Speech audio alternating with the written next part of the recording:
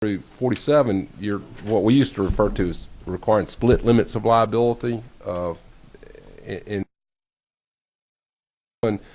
we used to call it combined single limit. It's a lot of times these policies are either issued with one format or the other. Did you get anybody from the industry mention to you that might be a workflow issue for them?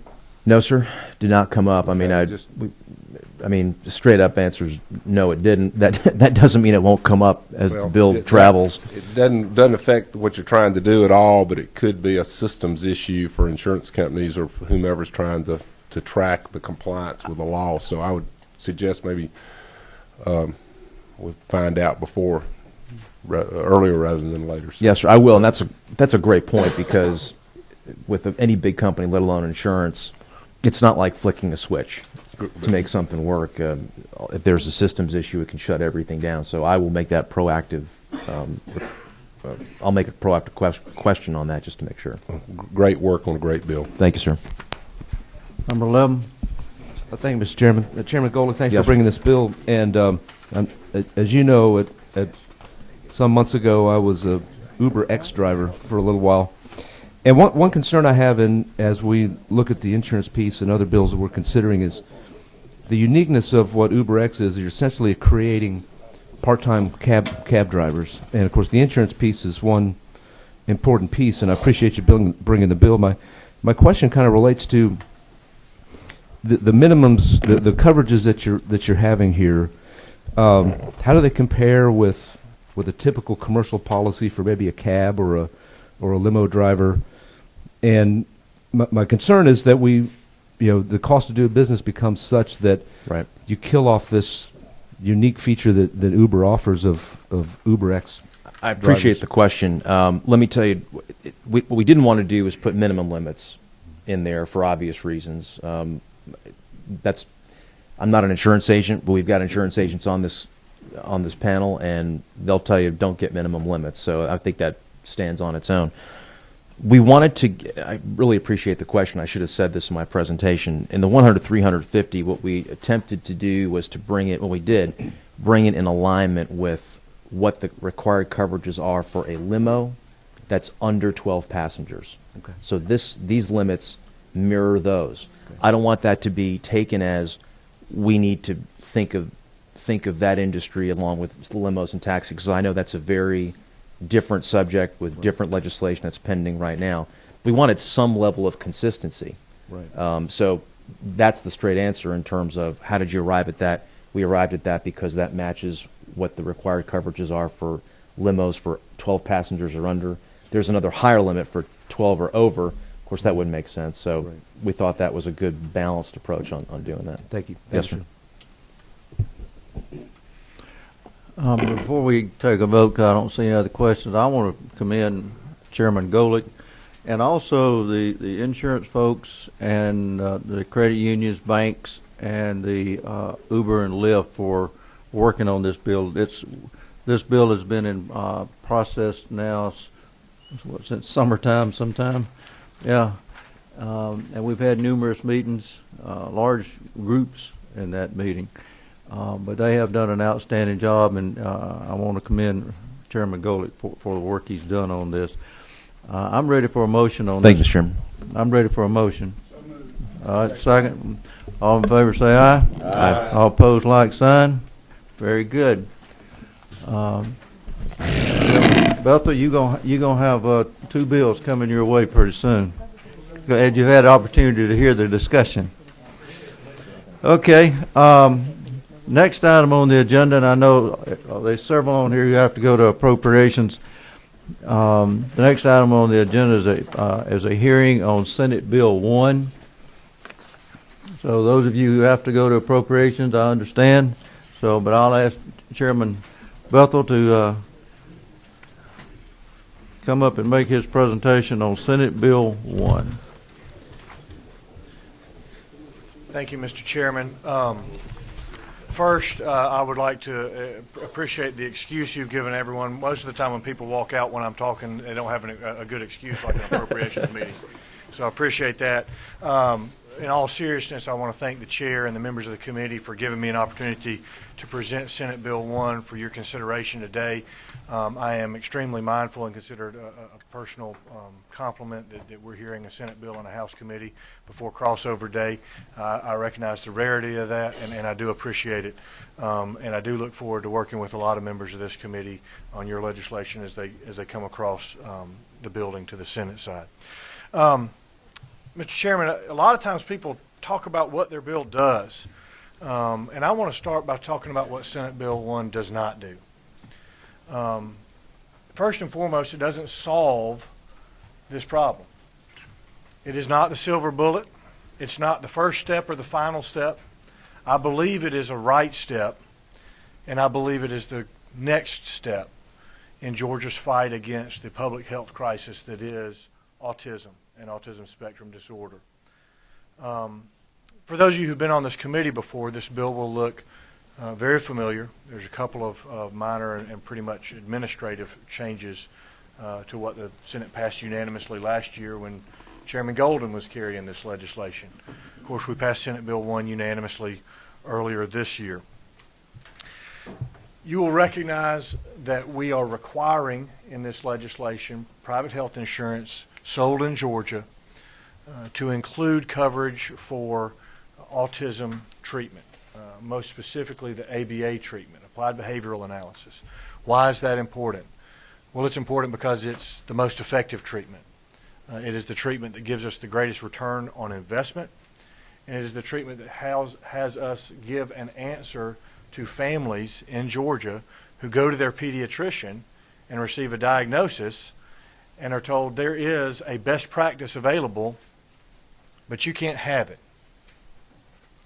So what we try to do is strike a balance between, I think, a shared fiscal responsibility that we all have to our constituents, to our state, to the business community, and to the families we represent here in Georgia, and to the individuals who are going to be in our public school systems, who are going, if untreated and unrehabilitated, to be in our juvenile justice system, who are going to be in our adult criminal justice system, and are going to be lifelong consumers of our mental health services in the state of Georgia if we don't rehabilitate them. And I say rehabilitate because that's what ABA has the prospect of doing.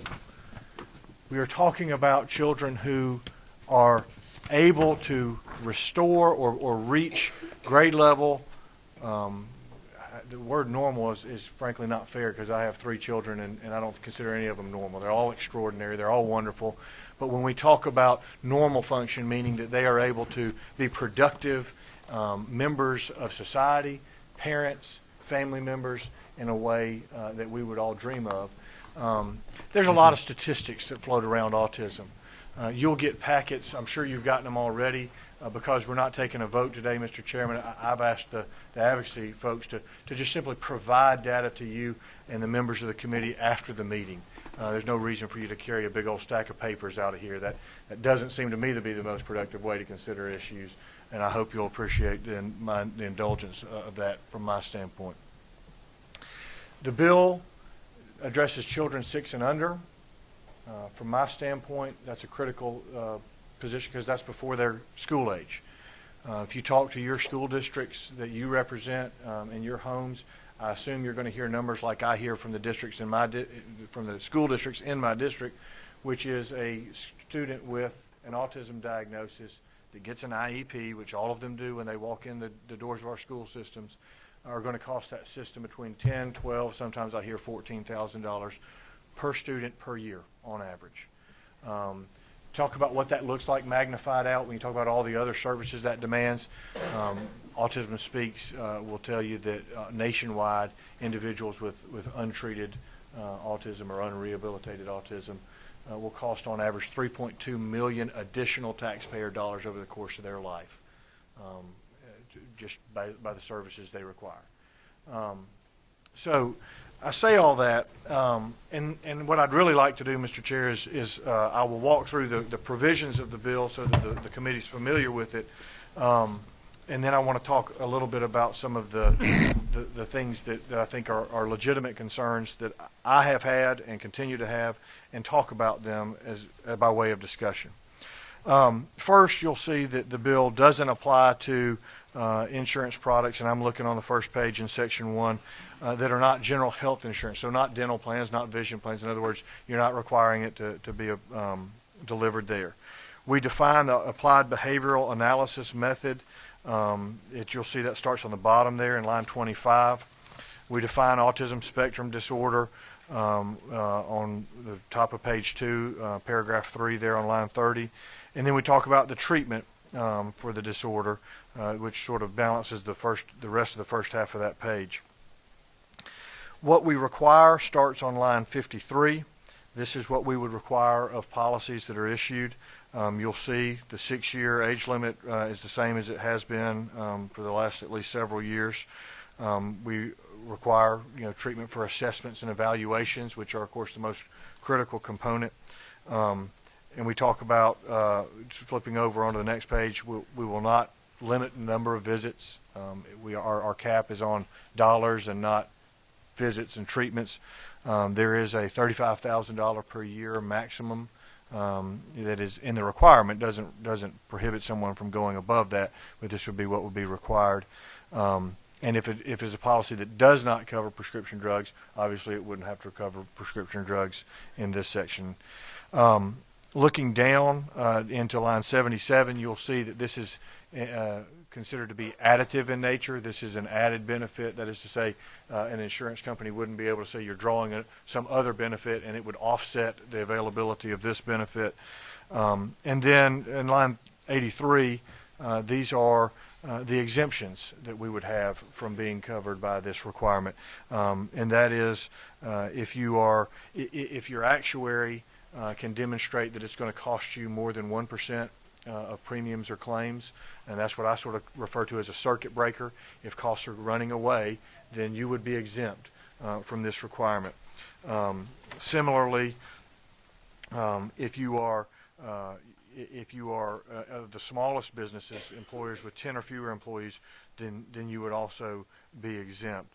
And then another new piece for the committee that heard this last year, the members that heard it last year, on line 132, we have included what appears to be, I think, a best practice of other states who have this requirement, and that is a report from the Department of Insurance. We're going to collect the data so that we can look back and determine where our experience is and has been in Georgia, and how it compares to other states, and certainly how it compares to what we are projecting now. Now, Mr. Chairman, as far as I think objections that I consider to be, frankly, good objections, and that is a philosophy of not adding insurance requirements. I think that's where I started in this discussion, in this debate, and so I think that's a legitimate philosophical viewpoint. I will say that for my part, I am persuaded that this is in the best interest of the citizens of the state of Georgia for several reasons, and I'm certainly willing to talk about them. I know we're somewhat time constrained this morning, so I'll try and hit the highlights and obviously make myself available for questions in that respect. And then also the cost control element. I'll talk about the cost control element first because I think it's the shortest. Nationwide, in states with an autism requirement. Now, understand that from a cap standpoint, some of them have no caps, and there's a broad spectrum. You'll hear 33 cents per member, as opposed to per covered life for those of us that track those sorts of things, per member per month. The states with caps that sort of most similarly mirror Georgia are seeing numbers closer to 26 cents per member per month. Because when we sat down and worked on this bill, and when Chairman Golden actually sort of got the operative provision, I hear from the industry a lot of we're worried about the cost. These are my friends. I respect them. Their worry has never translated into actual math, and they are the experts in math. I believe if their worry was supported by real math, they would be giving us real numbers. They are the ones doing this, and we're collecting data secondhand and able to come up with reasonable projections. So I appreciate their concerns, and that's their job. Their job is to protect their customers and certainly their plan participants. Back to the issue of a requirement and why this is something we should require. Mr. Chairman and members of the committee, this is not an opportunity for us to ignore. This is a situation where when you look at the statistics and you look at the diagnosis trends, if you walk through an elementary school in Georgia in 5 years, statistically, every other classroom is going to have a child diagnosed in the autism spectrum disorder. That exceeds the rate of childhood HIV/AIDS, childhood diabetes, childhood cancer combined. It exceeds that. And families with these children have access in theory, but not in practice, because the market doesn't allow them to access ABA treatment. There is no rider. There is no real meaningful way to go access this benefit as an individual citizen. It has been I think, valid criticism of what we're doing, that it doesn't reach everyone and doesn't rope everyone in, and that is absolutely true. I didn't run for Congress, and I'm sure glad. I can't regulate an ERISA plan, and neither can any of us. And so that's just reality. But we regulate health insurance every day, and none of that touches ERISA plans. So we don't use that excuse in other areas. I don't think we should use it here. The other part of that is, when I was driving down, Mr. Chairman, this morning from Dalton, people were already working, not just in the carpet mills and in the productive capacity, but people were out there brining the streets and working to provide us access. But they didn't get every street, and they won't, and they never will. They provide main corridors, main access channels, trouble spots and pinch points, so that we can get where we need to go, and then there's some roads that are not treated. That's the reality of limited resources in government. I believe that by touching this segment of the market, we will improve flow for the balance of the market. What do I mean by that? I've been a plan sponsor, plan administrator for a self-funded insurance plan. And yes, I have checked before I became a sponsor of this, just before you asked, we provide this benefit. Sort of important to know that, I guess, before I signed on.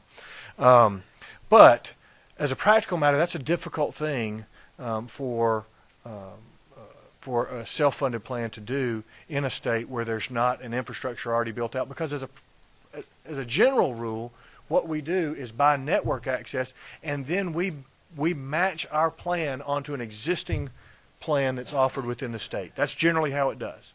And so then when you ask for a deviation, they're going to charge you extra, because that's not baked in. That's not part of what they already offer. And so when you deviate, you're going to pay an administrative fee and a per member per month, or a per covered life per month, depending on the structure of what you're asking for, addition. So anecdotally, and I don't have hard data, and I don't think anybody does because I've asked for it and looked, we see that in states where there is a requirement, there's a higher participation rate of ERISA plans in adding it. It's because it's available, and because the cost of accessing it is probably significantly lower when they're not adding it to an existing baked-in plan. So with that, Mr. Chairman, I would certainly yield for the questions of the committee. I know everybody has places to go this morning, and I don't know what the future of this bill stands in this committee. I know we're not going to take a vote today, so I want to make sure I'm responsive to your committee. Okay. You and I have talked, and I've talked with practically, well, almost everyone in the audience about this particular issue. A couple of concerns that I have, and it's a question that I haven't received an answer for yet.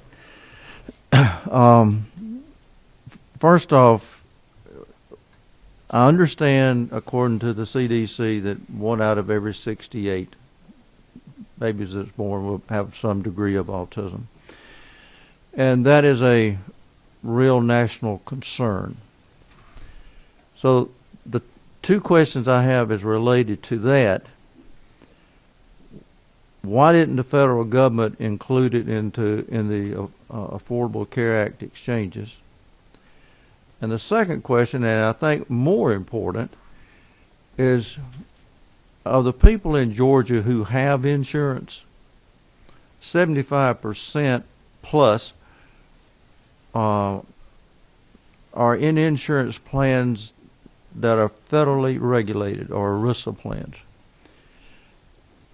You know, and I may be wrong, but I've got the feeling that all it would take would be the stroke of a pen, and autism coverage could be put in the exchanges and the ERISA plans.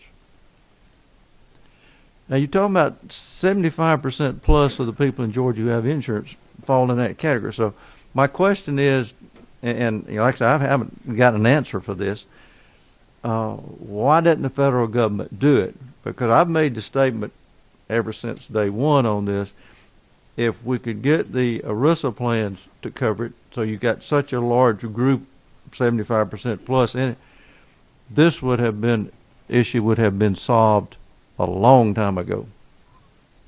Because this would have just sailed right through, because you would have such a broad group covering. Mr. Chairman, I share your questions quite candidly. First of all, my list of why doesn't the federal government is very long. So there's a lot. I've got a lot of questions on that list. Why doesn't the federal government list? And you are right. There are plans, and as I indicated, there's parts we can't touch and we can't regulate. Right. That being said, I do think that our constituents expect us to solve the problems we can solve. And so the part that we can touch is what this bill touches. And that's there. And we can lead by example.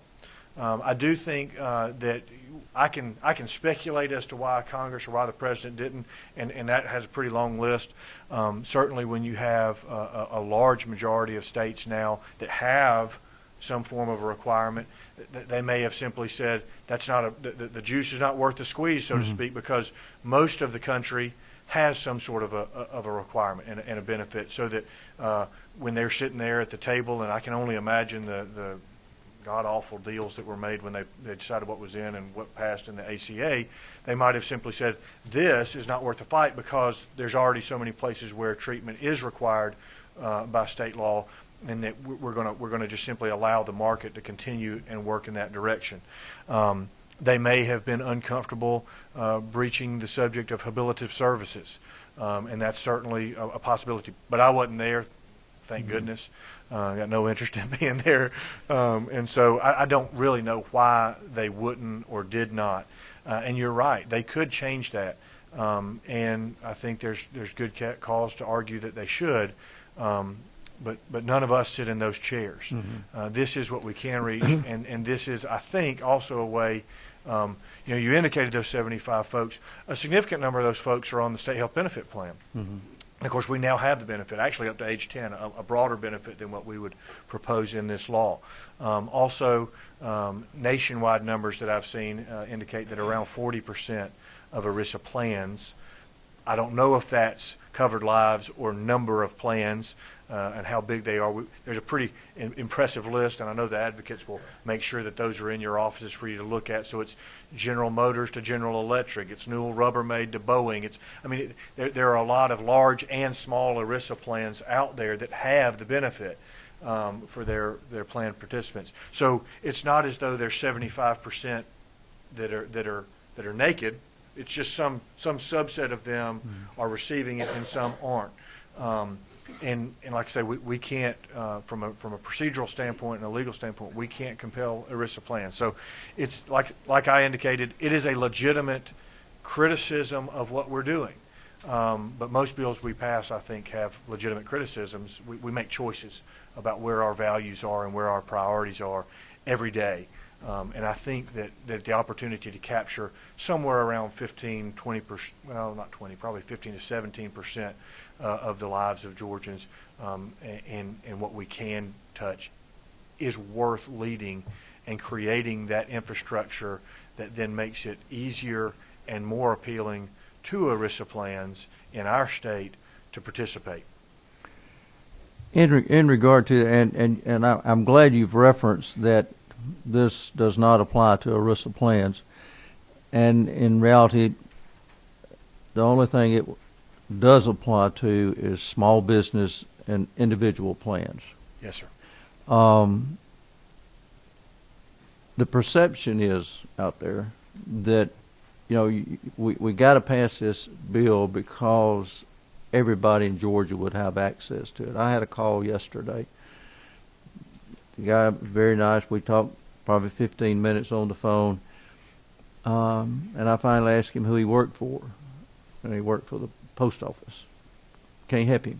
That's right. And what we're looking at, and here I'm talking to you I'm not a small businessman, but I'm talking to you if I were, because this is what these small business people have been telling me. We cannot afford an increase in premium, regardless of the reason. We had a guy testify last year that he's from over at Conyers. He had 50 employees. Just came up and said, regardless of what you do with this, we've made the decision we're going to drop insurance for our employees because premiums have increased so much. These are the ones that's impacting small business who are the least likely to be able to afford an increase in premium regardless. So my question then is, how do I go back home and say, oh, by the way, we just voted to raise your insurance premium, and now, what are you going to do? It's a great question, Mr. Chairman, and I now work for what's no longer a small business but once was, and it's a family business, and so the process of building and growing a small business is near and dear to my heart. I hope it really should be to all Americans, because that's why we're here, in terms of the economic powerhouse that we are. And I've got a little soldier from our friends at NFIB that sits in my office in a place of a distinction, because I'm proud of that. I think that there's a balance that we always strike in all that we do and all that we require. When you look at the investment that's here, I think that we've taken the steps to make it fiscally responsible and in tune to those concerns. Certainly that doesn't mean that there won't be somebody who says this is the straw that broke the camel's back. If that business is in that precarious of a financial position, I kind of wonder whether they're going to be able to pay their property taxes when all these children show up in elementary school and cost the district an extra $10,000, $12,000, $14,000 per year each district, and we have to pay for that.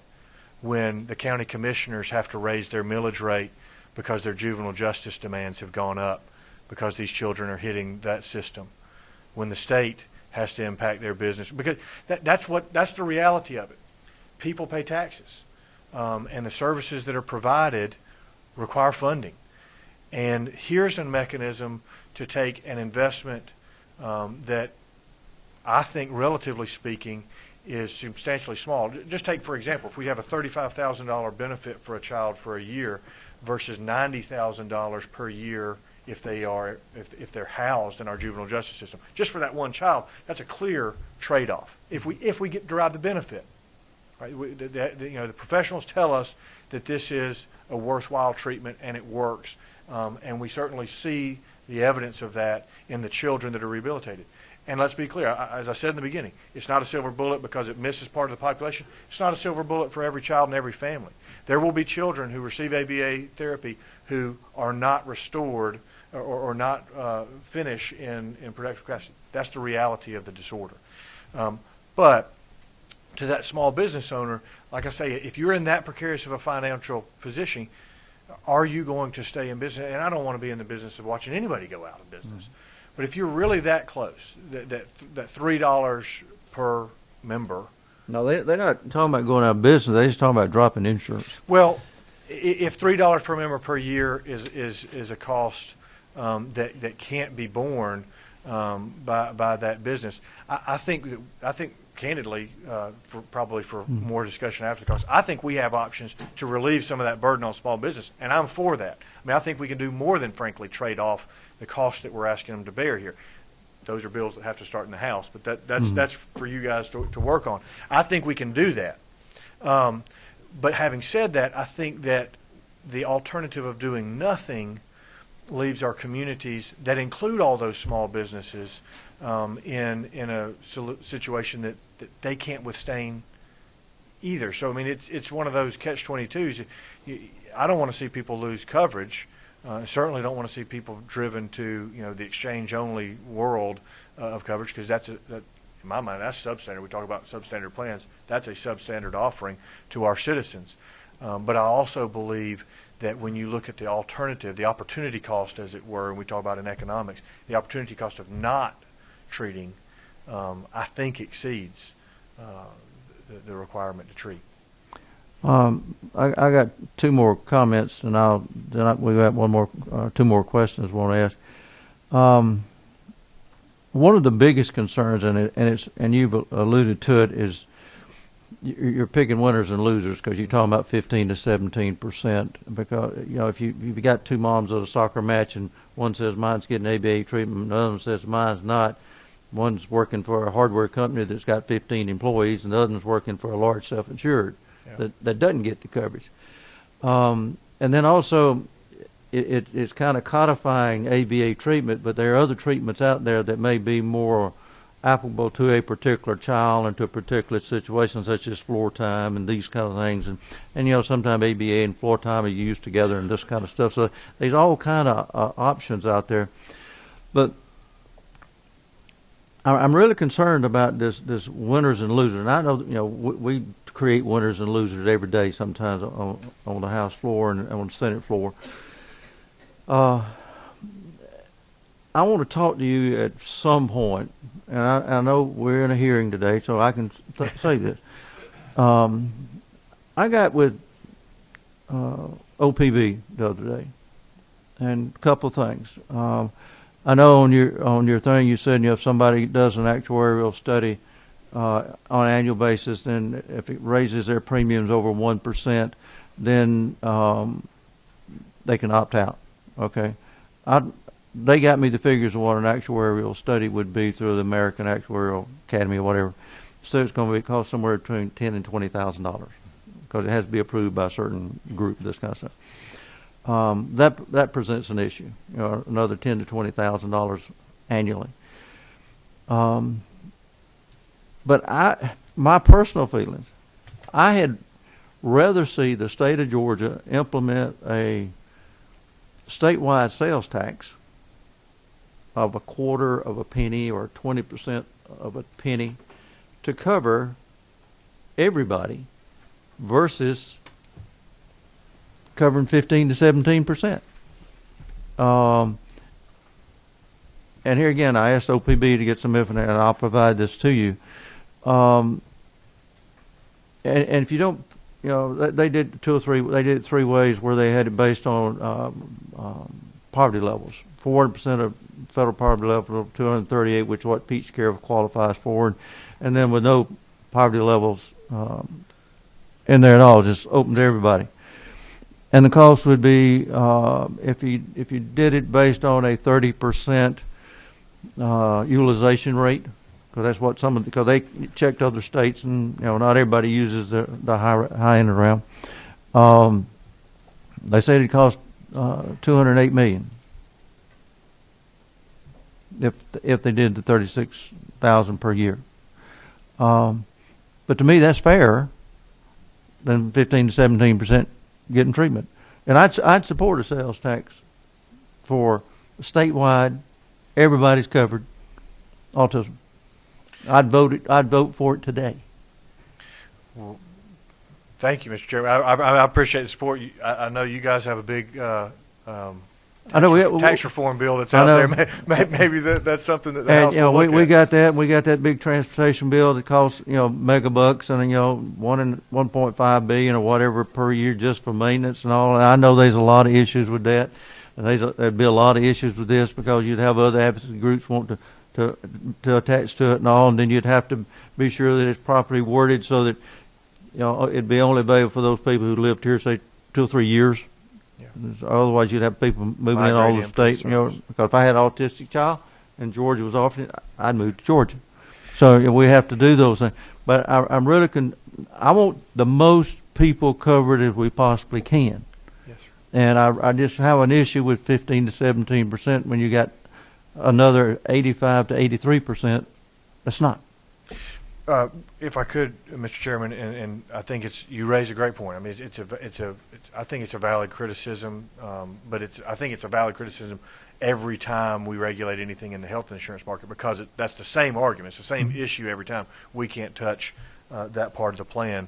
But And we could with a sales tax because it's not insurance. It's true. I would say that from my perspective, but I certainly, the chair, it's fine to pursue the plan. I think from my perspective, creating it, what I would see is somehow you'd have to have a bureaucracy to administer that.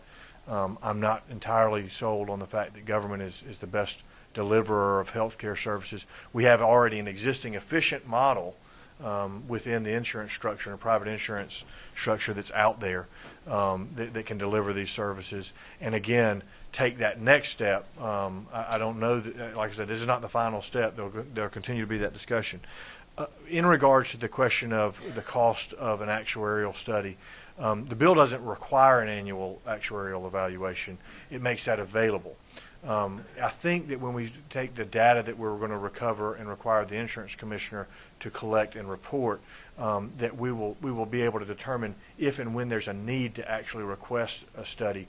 Hopefully, you'll see what you see in every other part of the insurance market, which is insurers are going to offer the same plan to multiple employers, so that running the actuarial data won't necessarily be about $20,000 for one employer. It will be for a plan. Mm-hmm. And so that's where they would be looking. And to maybe address the issue, 1% sounds small to some people. To me, it sounds really big. Mm-hmm. But I think it's a way of having that guaranteed stopgap. In a state like, for example, Virginia, who now has 2 years worth of data with a $35,000 cap. They have a little bit more expansive benefits in other parts of the plan, but their cap is 35, which I really think is probably the most important piece in terms of driving cost. Their first 2 years of data in their statewide report show that it's 0.04% and 0.06% of claims paid, not anywhere obviously close to 1%.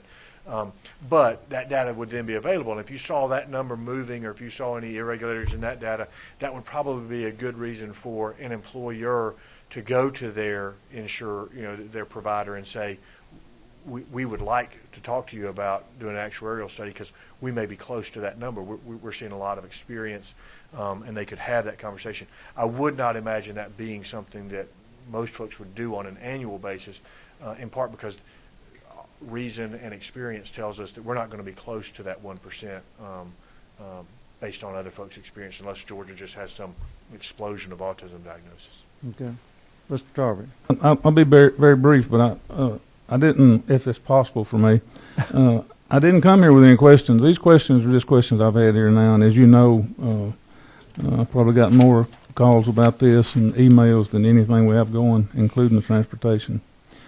Things you said that, as I talked to Ava's mom that day in my office, I didn't know who she was until I got through, and then I told her what I thought, and then I found out it was Ava's mom, and I've been very clear. I'm pretty neutral on this bill, but you said $338 if you're running a small business, and as you got to understand, this is not about money versus your child's health. It's about what's best for everybody in Georgia. $338, you got 100 people. I mean, $338? No, sir. $3 per member per year. Okay, I got 100 people. Is what If you got, that's right. 100 people, $338. Well, we think it would be closer to 300, but okay, say $38 it's 300 then. I'm not trying to argue. You got $300. Well, you got this business has got 100 people wanting $300. And all of a sudden they got 1,000 people wanting, not just for insurance. So that's 100 people is $33,000, and 1,000 people is $300. $338,000. My point is, it's not about just a company going out of business because they got to supply 38. Now, back to the subject at hand. $35,000. At what age can these children be entered into this therapy? Is it 2, 3, Well, 1? according to the Act, it would be birth through 6. As a practical matter, it's going to be beyond birth because getting a confirmed diagnosis of autism is going to be later. Now, It doesn't, can I jump in just a second? I think most of the diagnosis, and y'all can correct me by shaking it, about 2 to 3 years of age before they actually diagnose. Our average diagnosis age in Georgia is unfortunately around 4.5, I think. Yeah, but you could get it at 2. Well, you can get even 2.5. younger than that. At the Marcus Yeah. Center, they're doing with infants. Yeah. the point being, does this take 4 years to see the effect that we're looking for, or 2 years, or? It depends on the patient, Representative. It's some of them may not even have a full year's worth of treatment and be done, functionally done with that. Okay, but it may take All 6 less years. than 1 or 6 years. Yeah. Okay, if there's say there's 6% of our population's under 6, 300 million, 21 million, and we got that at 1 out of 6, 1 out of 68 would be 300,000 kids with autism, $35,000 at $1 billion. I mean, that's what it would raise at that 28 cents in America. $1 billion would treat 2,800 kids, or 28 within that year. My point is being on the paying end of insurance. If you've got 11 employees at $18,000 a year, that's $198,000. If you put $35,000 exposure in there, your premium has to go up more than 1%, and that's why I can't figure where the model is. If you have another $35,000 exposure on 100 people, I mean, you're not going to have but 30. But if you had another, But I'm not an actuary either. I don't want to be negative, but my point is I don't see how the bill's not designed to fail. And I know you say there's models in other states, but if you've got 11 employees at $18,000 a year, that's $198,000. And if you have a $35,000 claim in there, your premium has to go up over 1% because these things are down to a science on what the exposure is going to be. Thank you, Representative. If you have 11 employees, given the birth rate, I mean, statistically, 6 of them are going to be female. Yeah. Depending on what business you're in, but just population, just barely over half of our population are women. So 6 of them are going to be female. The chances that each of them are going to have a child in that year or in that 0 to 6 age range. I mean, when you get down to actuarial science, I mean, it's not guessing. I mean, they're basing it on real claims experience in other states when they get to those numbers. And I, like I said earlier, I feel entirely confident that if there was actual math that supported the runaway cost claims, we would see it. Okay. We've been doing this for years. I would like to respond to the question about the demand for small business, in part without taking advantage of your heart, because I know how you ran your small business when you had one. The other side of that is when you have an employee that has a child with autism, you're going to come out of your own pocket if you don't have coverage. Our insurance covered them. Well, I understand, but if you don't have the coverage, then there's going to be a lot of small businesses that come out of their own pocket because they've got a child with an employee who the pediatrician is saying there is a service available that is highly effective, but it's not on our insurance plan. Okay. This is my last statement, and I'm not negative. The statistics show that 1 out of 68, there'd be 28. You could treat 28,000 kids at 28 cents per capita in the United States, at $35,000. It's $1 billion. You could treat.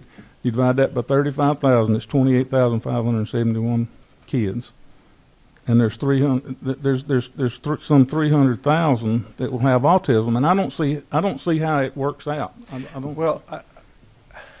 And it goes back to what Chairman Smith said. We're going to give it to these people, and these people aren't going to have it. And I appreciate. You're assuming that in your math, you're assuming that everybody reaches the cap. which is not actually the case. Mhm. And you're assuming that everybody requires the ABA therapy, which is not actually the case. I mean, I hate to stress it this way, but there are people for whom this is their job, I understand. and it's not you or me. I understand. And their data, it doesn't match your math. And I'm not in a situation, because first of all, I don't know actuarial science that well, but I can make sure we get somebody who can come see you in your office and walk you through the general mathematics of it. But it's not, if it was as you presented, Mhm. there wouldn't be 30 states with requirement coverage, and those 30 states would be shutting them down because of, if that was the real math, it would run away with all the costs. Okay, Chairman Golick. Thank you, Mr. Chairman. Chairman Bethel, thanks for bringing the bill. I'll go ahead and demonstrate my part of just the beginning of my ignorance. It's a multi-stage process. And I'm going to ask you a question. I'm going to also glance over to Mr. Thompson as well. Under the affordable, we have dozens of mandates, right, that are required in the state of Georgia, just off the top. I mean, dozens, plural. Do you happen to know the exact number? There are a lot of them. It's like 40? 35 or 40. Okay. I just don't recall this, under the Affordable Care Act, is there a prohibition because of the Affordable Care Act for us to go ahead and reduce that number of mandates? In other words, my feeling is not all mandates are created equal, as much as some folks would like to think that they are, but they're not. I mean, we just have mandates in there. You look at them, you just, first of all, you don't know what it is. And then to wrap your head around it and figure out, well, why do we pass that at some point, and what's that really doing in terms of a cost driver? Some of them are larger cost drivers than others. Oral contraceptives is a huge cost driver. We understand that. There's a societal demand, and we get that, right? Just as one example. There are others that are not as much. Of course, they're not as great a cost drivers. Yeah. My question is, do we know, is there a prohibition under the Affordable Care Act? Are we able to go ahead and eliminate existing mandates today and put in others in their place if we wanted to? Is there a prohibition under Affordable Care Act? I don't know. I'm not aware of a prohibition.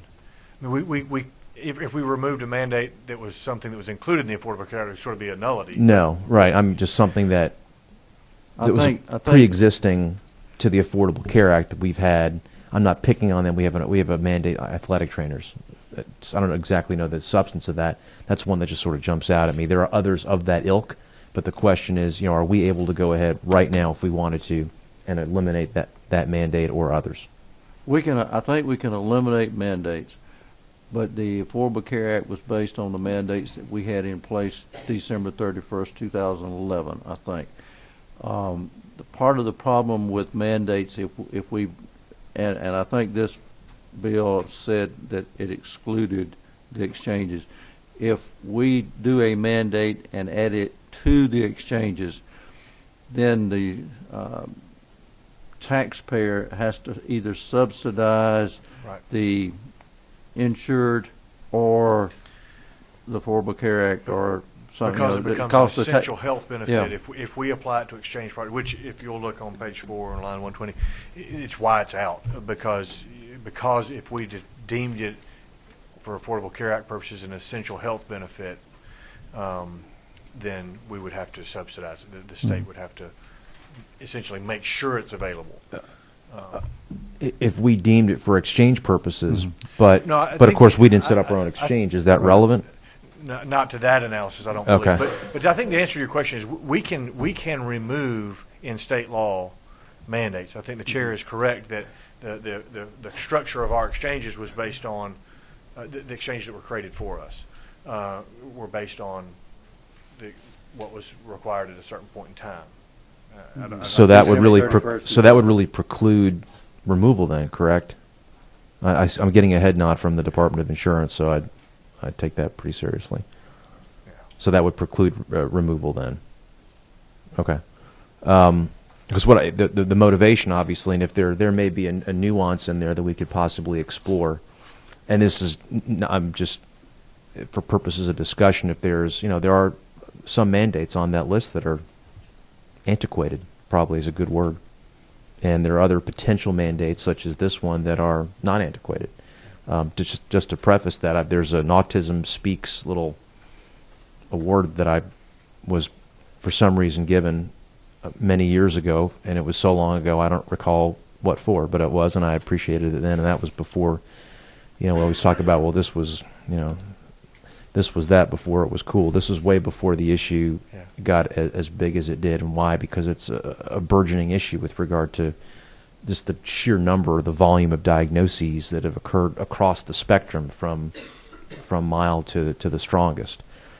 So what I'm trying to do from a practical standpoint is to find a way, if there is a way, to see, well, if we have some mandates that are not as warranted as they may have been way back when the General Assembly in its infinite wisdom went ahead and put that into the code.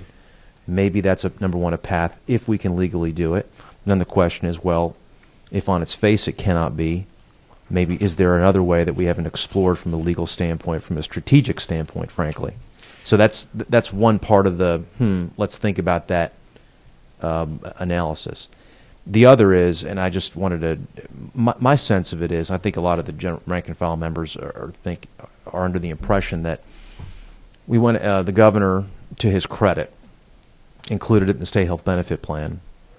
And my assumption is, but I don't know this for a fact, my assumption is that part of the motivation there was to get some sort of number feedback, I'll call it, in terms of what the results would be, so the General Assembly, at some, a year later or whenever the proper amount of time is, you and I both know a loss cost trend is really what, 3 to 5 years?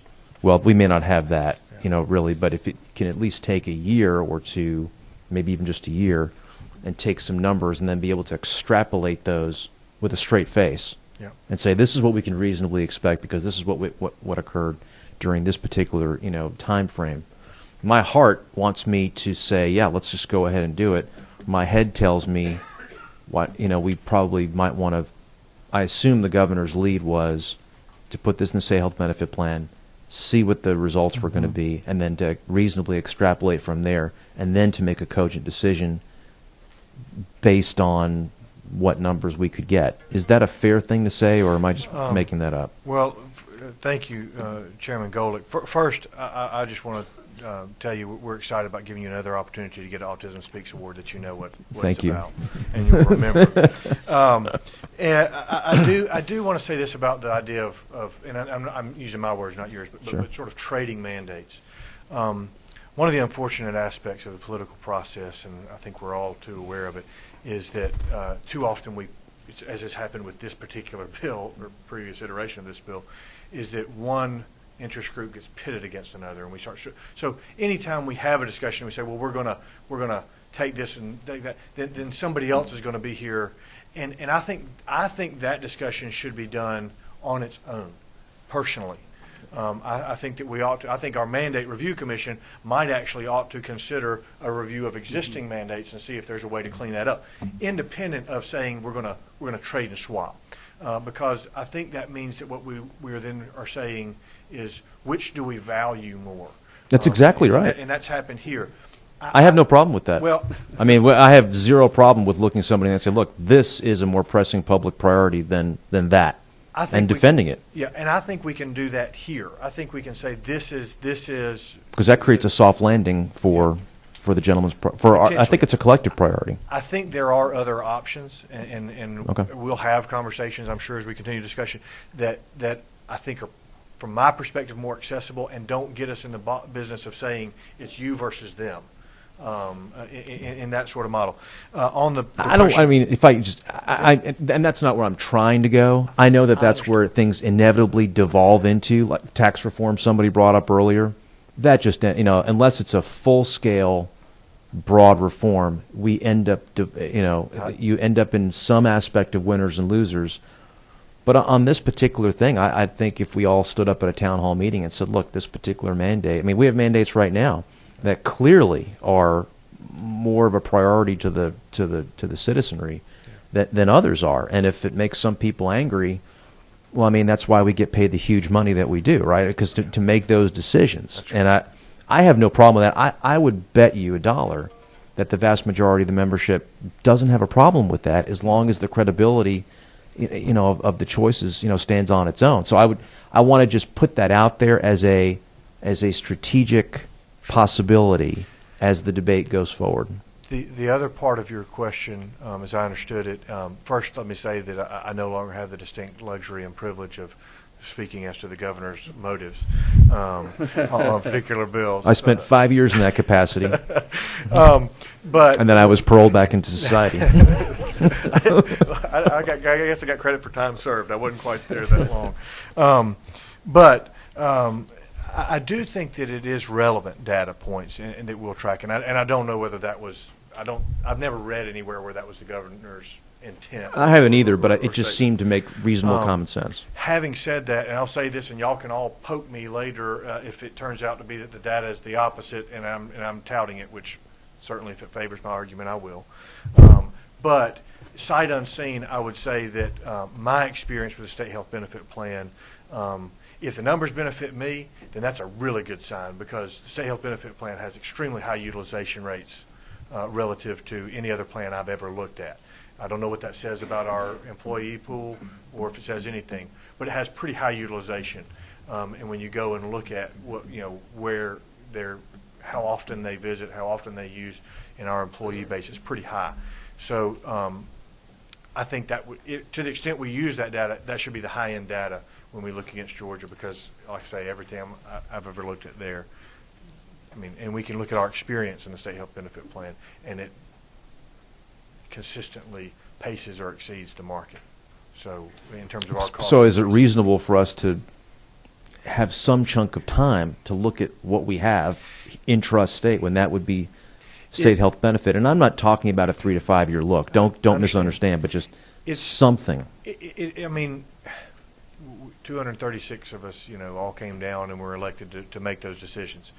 I am satisfied looking at the national data, the national trends, the 30 states that already have this data, and saying, I cannot imagine that Georgia is going to be mathematically so different from the rest of the union. I know we're excellent and superior and the best, but I can't think from a health standpoint that our experience is going to be so dramatically different that one plan's data that we're waiting on 1 year's worth of data Will provide some sort of statistical aberration. Something that would Right. would make me think that the vast decades of data is not more valuable. I don't dismiss that. That's a point well taken. Mr. Williamson. Just a couple of quick questions. You mentioned you're affiliated with an ERISA-based plan. Is your cap $35,000 a year as well? It's not, and I don't know the specifics of it right now. I'd have to get my benefits administrator to give me the number. And we've talked a lot about the state health benefit plan having similar coverage. Is that capped at $35,000?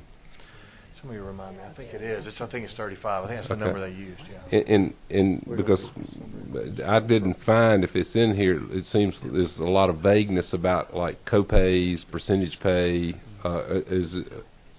Is it a straight indemnity that is paying 100% of each visit until 35,000's hit? I mean, how would it be implemented?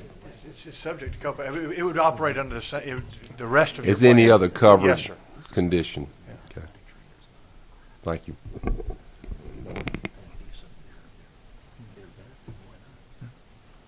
Oh, I'm sorry. Okay, that looks like the last question. Anybody else have another question? We've got some people who wanted to speak. The time is out. We've got to go to rules. We will have another hearing. It's like the senator said, we don't normally listen to Senate bills until after day 30. Today's day 22. I appreciate it. But we will have another hearing on this, and it'll give everybody a chance, and plus give us a chance to kind of talk a little bit more about the Mandate Study Commission and all. And I will tell you this, the Mandate Study Commission, I'm chairman of it, will probably meet, well, I'm almost sure, I can almost guarantee that we're going to meet this summer, and we're going to take a look at all these other mandates that's in there. And I don't mind telling somebody, this doesn't deserve to be a mandate. And so we'll go ahead and adjourn now, and because several of us have to go to rules. And we will adjourn and see y'all next time. Thank you. Thank you, Mr. Chairman, members of the committee.